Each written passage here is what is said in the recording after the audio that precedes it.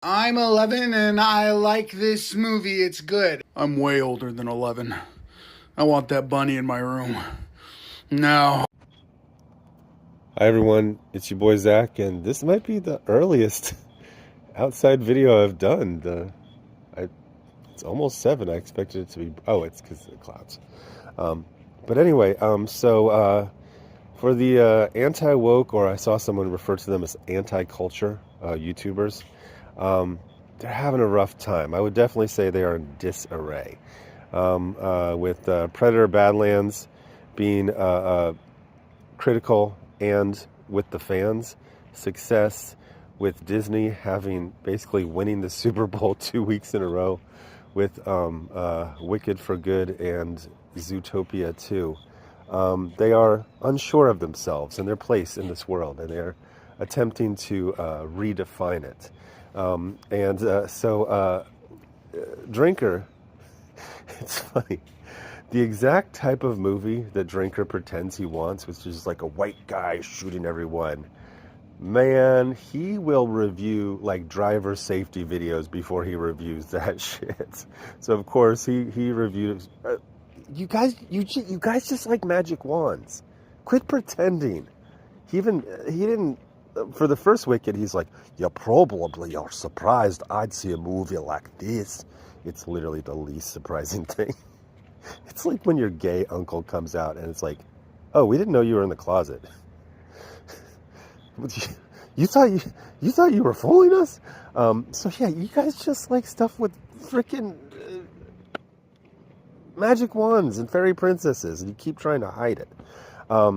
But he reviewed that right away, and then he did a video about how Hollywood should listen to YouTubers.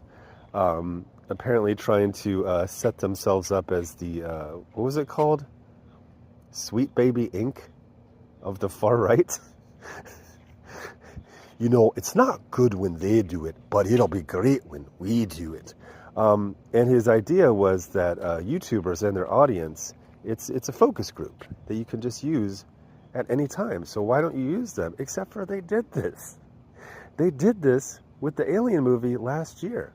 I have never seen a movie that was so influenced by YouTubers. There's a part in that movie where it looks like the female lead is going to have a hero moment. And they do everything they can to make it so you can't call her girl boss. Like the movie comes to a screeching halt to be like, hey, you know this lead? I know we don't like it's a woman, but it's kind of like an Alien series thing. So she's about to use a weapon, and we need to emphasize the weapon is doing all of the work. She's just a dumb monkey.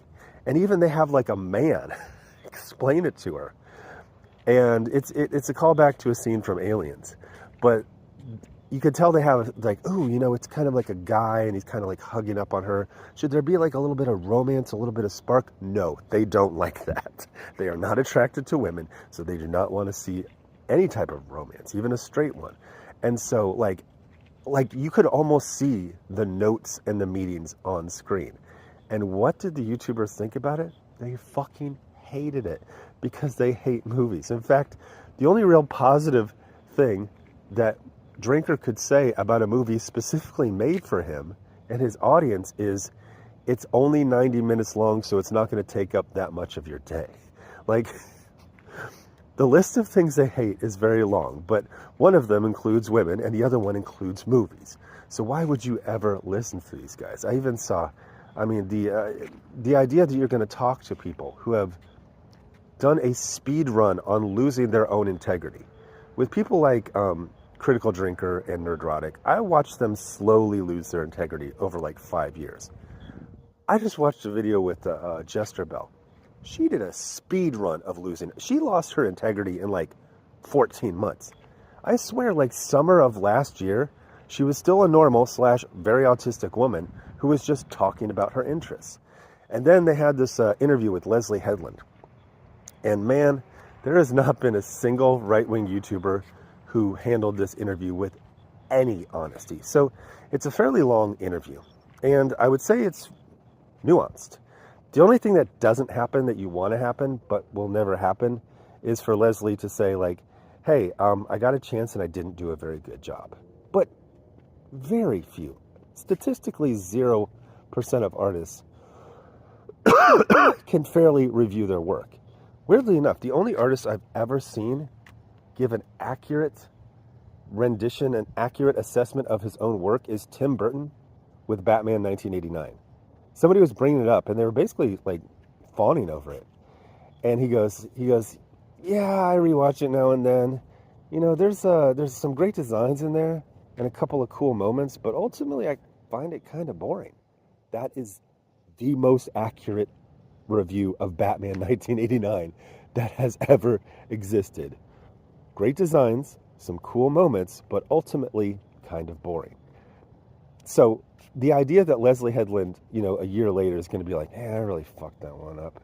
No, that doesn't happen. But what we get is a nuanced, grown-up discussion of how media affects culture. And Leslie says, you know, with YouTubers, there's some people that I'm fans of. There's some people that are just, what was the phrase she used? It wasn't grifters. Snake oil salesmen, something like that. Then she goes, and then there are some that are racist and fascist. Then she says, but it runs the gamut. For some reason, usually I just listen to YouTube on my phone. For some reason, I was in the living room and I was watching it on the television. And so Jester Bell has the entire paragraph where this happens.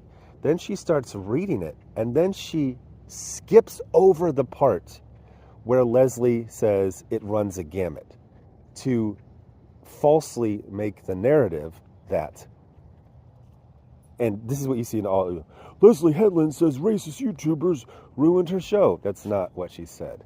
What she said is, we've hit a point, an inflection point, where talking about culture is more popular than enjoying it. And that's for numerous reasons.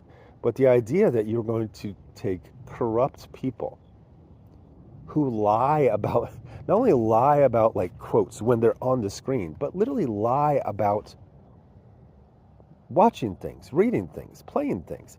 It was a massive controversy when I started saying this like a year and a half ago, that Drinker fakes his movie reviews. Now it's settled science. His own fans will be like, well, yeah, of course he doesn't see it, because Hollywood's woke.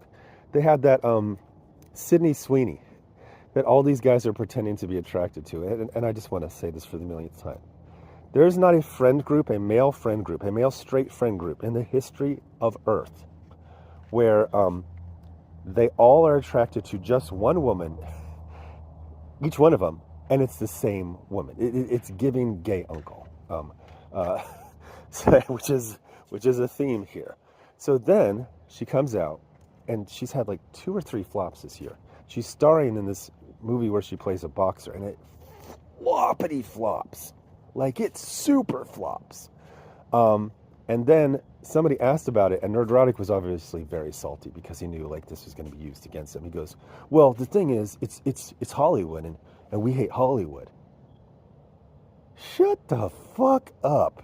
If she had a magic wand in her hand and a fairy godmother was sprinkling pixie dust on her head, you would be there just on a frickin' Thursday afternoon in the middle of the workday seeing that. Shut the fuck up. You hate movies. No, you are not a fan of her because you're pretending to, because she's a blonde white woman. And the way they talk about even stuff they create, like Eric July just had his book Norfrica come out, and he talks about it like no human has ever talked about something they've created. He's like, man, the thing that people be noticing is Norfolk got so much lore in it. Like, there's so much lore in this book. And then you will see his sycophants. I really like Norfolk because it has a lot of lore. Nobody talks. Nobody who creates or enjoys. That's like saying you go to restaurants because you like to play with knives and forks, and it's weird if there isn't food in between them. Nobody talks like this. And it's just, I mean, just the fact that Critical Drinker is the leader of this movement, and he gets caught time after time after time after time faking seeing movies. A grown man in his 40s who is a movie reviewer repeatedly lies about seeing movies. He gets things wrong that nobody who saw the movie would get wrong. Like saying like, oh, the planet of the predators and the planet they hunt on, you can't tell them apart. One is a desert planet with blowing sand with low, craggy cliffs. The other one is, at least the climb that we see, every climb and place, is forest with grassy lowlands. Like, no human who ever saw this movie would say the things he saw because he didn't see it. And he gets busted over and over and over again for faking. And this is the leader in your movement saying that Hollywood should listen to. Now, I have friends who they hire consultants or consultancy firms. And it's never good. It's never good. All these huge consultancy firms, these companies will give them millions of dollars to basically write a book report on their own company saying how to change it. It's ridiculous. But you know what I've never heard? I've never heard of someone hiring a consultancy firm who just doesn't go to their job and doesn't talk to people. It just fakes it. It just lies. This is one of those things where you just hand wave. You can't hand wave a movie reviewer repeatedly lying about seeing movies. And the thing is, his lack of integrity, it goes out to everyone else in a circle. Nobody has the balls to say, even like a little jibe. It's like Critical Drinker is like, oh, I went to go see a movie. And they're like, see? Like, you see it? Now, people like Nerdrotic will actually like take a picture of themselves at the movie theater parking lot, sitting in the seats or watching it on TV. And the problem with him is he's actually seen it, but he wrote it before. Everything fits the narrative. And if you want to talk about the everything fits the narrative, I am always right. Clownfish tried to use the success of Disney against it. Now, there is a precedent for this. With Deadpool and Wolverine, that was constantly used to zing Disney, who made it. And it made like $1.3 billion. But Clownfish is using the success of Wicked for Good, Wicked 2, and Zootopia 2, as after saying Hollywood is dead 100 days in 100 ways, when Hollywood proves it isn't dead, which is proving them wrong, somehow they are still right. So the answer to this is, well, see, just keep doing that. It's like, yeah, go win the Super Bowl every single week of the freaking football season. Like I said, the most mediocre men who ever lived hold everyone else to the highest expectations imaginable. This is not assembling widgets on an assembly line. You can't guarantee success, even with sequels. We saw with Aquaman, Captain Marvel. They make $1 billion. The sequel makes half that, a quarter of that, less than a quarter of that.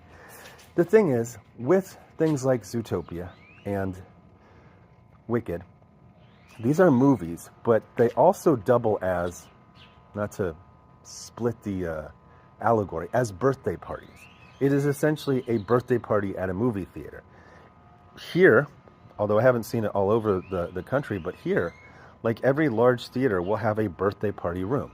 So you go see whatever kids movie is in the theater that week, and then you go to the birthday party room and you have cake and you open presents. So to say that, people go see Tron Ares, they go by themselves, they bring a friend, they bring a date. When someone goes to see Wicked for Good, or even more so Zootopia 2, it's a parent, and maybe their co-parent or their spouse, and their son and daughter, or maybe they're twins, so both of them, and like 2, 4, 6, 8 of their friends. So of course that stuff's gonna do $250 million the first freaking weekend. That's not any point to say that you did the thing I said you can't do, therefore I'm still correct. But I'm trying to think if there's just been a lot of stupid shit from all of them. I really think the Nerdrotic saying like, well, we hate Hollywood because it's woke, that's why we didn't go see Sydney Sweeney. No, number one, you're not attracted to her. She's a woman.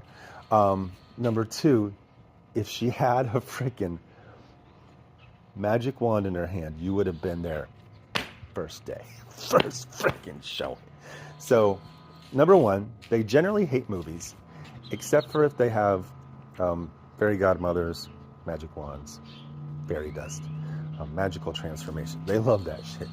Like I said, the funniest shit I ever heard in my life was when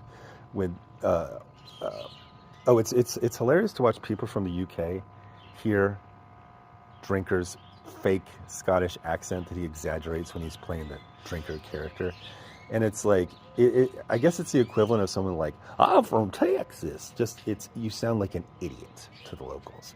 But him saying like, you're probably surprised I'm seeing a movie like this. Nope. Least surprising thing there is. So, anti-culture YouTubers are the last people that a freaking studio should listen to. Who should you listen to? I know they hate this, but you listen to the audience who actually goes see the movies. They have this absolute dog shit website called CRITIC, which doesn't require you to prove that you saw the movie, whereas other movie review sites do. And that inbred Jeremy, dude, you look at his face, he's inbred. He kept pushing people there to go because he believes that people who don't see movies should be included in the results of what people think about movies. These people are inbred, some of them, bums, some of them, closet cases, some of them, incels, some of them. But overall, they're just a group of people you would never trust for anything. But they used repetition, and they use, a lot of these guys had very moderate views until lockdown, and then they exploded during lockdown because, people were just stuck at home. And one of the ways they gain their power is just repeating falsehoods over and over and over and over. Does any grown person with a functioning brain believe that Marvel literally reshot all of Captain America 4 multiple times? Because reshooting, it's not just saying a word, Reshooting involves calling everyone, saying like, hey, what are you doing? Oh, well, I'm, making another movie. Stop seeing that movie, stop making that movie. You got to come back and remake the entire movie. And I've seen them walk this back ridiculously because, I kind of made the point that you told 80-year-old Harrison Ford, he's like, I can't go to Vail. I've got to go back to Hollywood and reshoot all of my scenes. So wait, you're reshooting the entire movie, but so you rewrote every single part of it? Like you can't reuse any of the footage? No. And that was I remember when that happened, because there was people I was like, that was basically my falling out with everyone. Is like, dude, this is 100% false. The idea that the entire movie was reshot, the entire thing, not just once, but 1 to 3 times. So they shot the entire movie 2 to 4 times, like all of it. That doesn't pass the giggle test. And anyone who says that is either a liar or an imbecile. And I watched all of them do it. All of them did it because it got them clicks, because it got them clout, because it got them, what is that called? Google AdSense revenue and super chats. By the way, I don't believe this is common knowledge. When you give someone super chat, YouTube takes like 40% of it. So you're just tipping YouTube at this point. That's a whole nother topic, the male loneliness epidemic, which is what these guys make all their money off of. But yeah, these guys, you don't get people who have no integrity, who lie about watching movies and say, and then they'll make predictions, they'll be wrong, and they're still right. Hollywood's dead, Hollywood's dead, Hollywood's dead. Oh, Hollywood just had 2 freaking movies that are going to make $1 billion like 2 weeks in a row. Oh, yeah. What? See Hollywood? See what? You said they were dead. You said Star Wars is dead, and then they had Andor Season 2 a couple freaking months later. I really don't like these guys. Anyway, thanks for watching. Bye.